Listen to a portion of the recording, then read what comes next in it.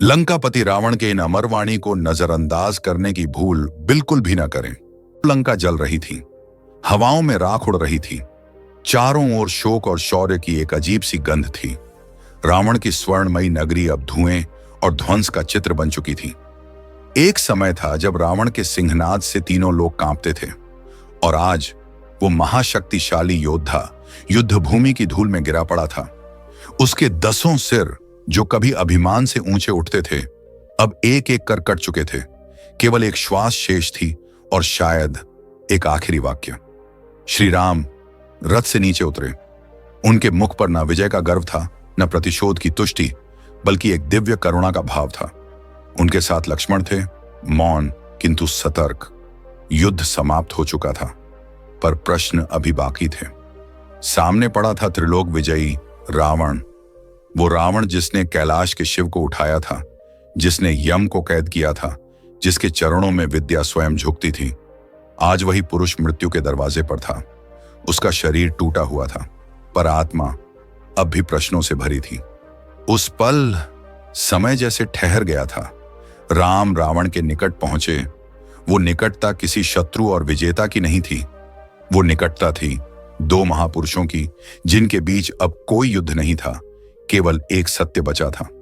रावण ने अधमरी आंखों से राम को देखा और मुस्कुराया। वो मुस्कान पराजय की नहीं थी, वो मुस्कान थी जैसे वो कोई रहस्य कहने जा रहा हो, एक ऐसा रहस्य जो सदियों तक अनकहा रहा। वो क्षण जब रावण बोलने वाला था अपने जीवन का सबसे अंतिम, सबसे सत्य और सबसे चौंकाने वाला वाक्य। रणभूमि की धूल अब बैठ चुकी थी। लंका की हवाओं में अब न गर्जना थी, न भय, केवल मौन था। एक ऐसा मौन जो मृत्यु से पूर्व जन्म लेता है। रावण के अधर कांपे और वो शब्द निकले जो युगों तक स्मरण किए जाएंगे।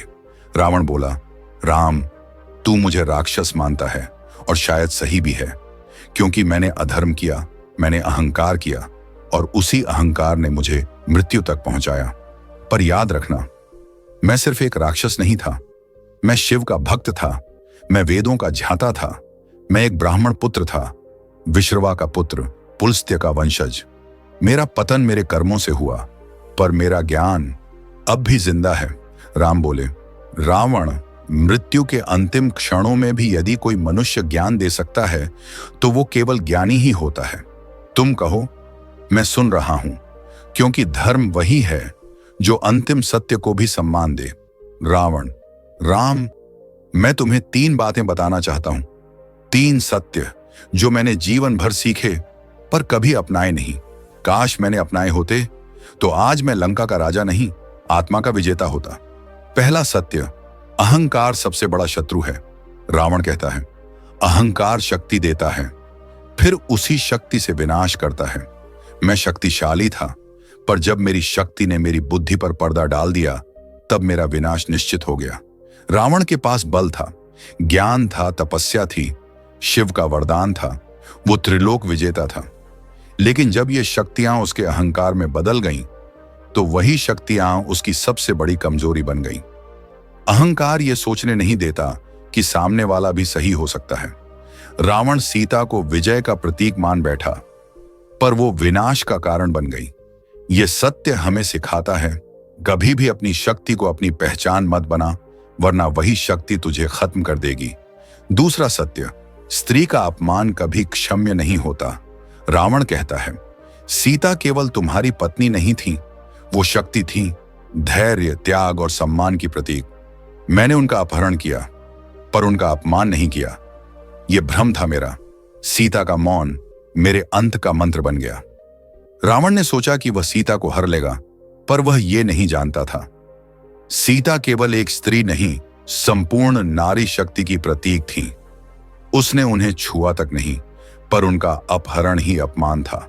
और रावण ये भूल गया कि नारी की मौन पीड़ा ही सबसे बड़ा शाप बनती है। सीता ने कुछ कहा नहीं, लेकिन उनका मौन ही रावण के अंत की शुरुआत बन गया। यह सत्य हमें सिखाता है, स्त्री का सम्मान केवल व्यवहार से नहीं, सोच से होना चाहिए, क्योंकि नारी का आशीर्वाद भी स्वर्ग दिला सकता है और उसकी पीड़ा पूरे वंश का नाश कर सकती है। तीसरा सत्य, ज्ञान जो व्यवहार में न उतरे वो अभिशाप बन जाता है। रावण कहता है, मेरे पास वेद थे, मंत्र थे, तपस्या थी, पर जीवन में मैंने उसे सम्मान नहीं दिया, केवल प्रदर्शन किया। रावण को वेदों का ज्ञान था, वह शिव भक्त था, उसने वर्षों तपस्या की थी, लेकिन वह ज्ञान उसके जीवन में नहीं, केवल उसके दिखावे में था। उसने ज्ञान का उपयोग आत्मविकास के लिए नहीं, अहंकार बढ़ाने के लिए किया, और यही उसका अभिशाप बन गया। ज्ञान का सबसे बड़ा उद्देश्य है विनम्रता, विवेक और सेवा। यदि ज्ञान केवल शाब्दिक रह जाए और आचरण में ना उतरे, तो वो व्यक्ति को अंधा कर देता है। यह सत्य हमें सिखाता है, पढ़ा हुआ ज्ञान कुछ नहीं जब तक वो तुम्हारे आचरण में न झलके। जो ज्ञानी होकर भी विनम्र न हो, वह सबसे बड़ा अज्ञानी है। रावण की ये 3 शिक्षाएं हर युग के लिए अमूल्य हैं। रावण एक राक्षस नहीं, बल्कि गिरा हुआ ज्ञानी था। राम ध्यान से सुनते रहे। उनकी आंखों में न क्रोध था, न घृणा, बल्कि एक ऐसी करुणा थी जो केवल एक पूर्ण पुरुष ही महसूस कर सकता है। राम, रावण, तुम्हारे ये शब्द युगों तक गूंजेंगे। तुम्हारा अंत हुआ है, पर शायद आज तुम्हारा पुनर्जन्म भी हुआ है, एक चेतावनी बनकर, एक संदेश बनकर। रावण की सांसें अब धीमी पड़ रही थीं, पर उसका हृदय अब शांत था। वो मृत्यु को देख रहा था, पर पहली बार वो डर नहीं रहा था, क्योंकि अब रावण राक्षस नहीं रहा, वो अब सत्य को पहचान गया था। श्री राम और लक्ष्मण के सामने वो पुरुष था जिसने स्वर्ण लंका बनाई। रावण अपने अंतिम क्षण में राम को बोला, राम, मैंने जीवन में अनेक युद्ध लड़े, पर सबसे बड़ी हार तब हुई जब मैंने सीता हरण का निर्णय क्रोध में लिया।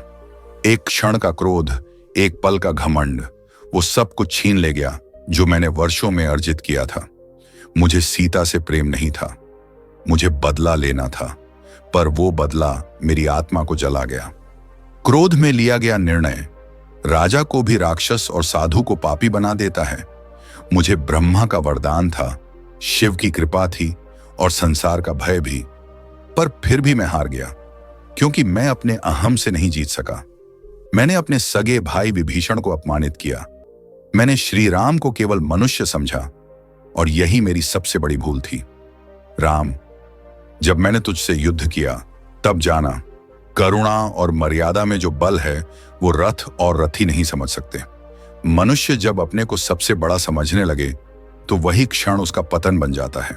हर बार मुझे मेरे मंत्रियों ने, मंदोदरी ने और खुद विभीषण ने समझाया, सीता को लौटा दो, धर्म के मार्ग पर लौटाओ, पर मैंने हर बार कहा, कल सोचूंगा, कल देखूंगा, अभी समय नहीं है। राम, आज मैं जानता हूं, जो निर्णय आज लिया जाना चाहिए, अगर उसे कल पर टाल दो, तो वह कल कभी आता ही नहीं, बल्कि विनाश बनकर लौटता है। जीवन में सबसे बड़ा धोखा वक्त को हल्के में लेना होता है। राम और लक्ष्मण चुपचाप सुनते रहे। वो अब रावण को एक शत्रु नहीं, बल्कि एक आर्षी के रूप में देख रहे थे, जिसकी मृत्यु से पूर्व चेतना जाग चुकी थी। राम बोले, रावण, तेरी ये शिक्षाएं सिर्फ लंका या अयोध्या के लिए नहीं हैं, ये पूरे संसार के लिए हैं। जो इन शिक्षाओं को समझ ले, वो जीवन में रावण जैसा शक्तिशाली न सही, पर राम जैसा शांतिपूर्ण और विजयी अवश्य हो सकता है। रावण का शरीर अब शांति की गोद में था, पर उसकी आत्मा अब मुक्त थी। वो गिरा, पर गिरते हुए भी एक अमर सीख छोड़ गया, जो हर युग में हर आत्मा को गूंज कर कहेगी, क्रोध से बचो, अहंकार से दूर रहो और समय का आदर करो। रावण अब टूट चुका था, पर वो टूटन भीतर की शुद्धि का आरंभ थी। उसका स्वर अब भी दृढ़ था, पर अभिमान से नहीं, पश्चाताप से। रावण, राम, तू मेरे शत्रु नहीं, मेरे जीवन का अंतिम सत्य है। तेरे हाथों मरण मेरे पापों का मोक्ष है। तू अवतार है। मैं अब जान गया, इसलिए नहीं कि तू युद्ध में जीता, बल्कि इसलिए कि तू भीतर से शांत रहा, और मैंने भीतर से खो दिया सब कुछ। विजय की घोषणा हो चुकी थी। लंका के आकाश में सूर्य ढलने लगा था। रावण की देह भूमि पर शांत पड़ी थी, और उसके चारों ओर एक अजीब सा मौन था। न जय घोष था, न रुदन, बस एक गहराई थी जो युद्ध के पार निकल आई थी। उस मौन को तोड़ा श्री राम की दृष्टि ने। उन्होंने रावण की ओर देखा। ना तो उनकी आंखों में गर्व था, न किसी विजयी योद्धा की चमक। उनकी आंखें केवल करुणा से भरी थीं, एक ऐसी करुणा जो शत्रु को भी अपना बना ले। रावण, तेरी कथा अब समाप्त नहीं, अब अमर होगी। तू एक राक्षस नहीं था, तू एक महान पुरुष था जो अपनी कमजोरियों से हार गया।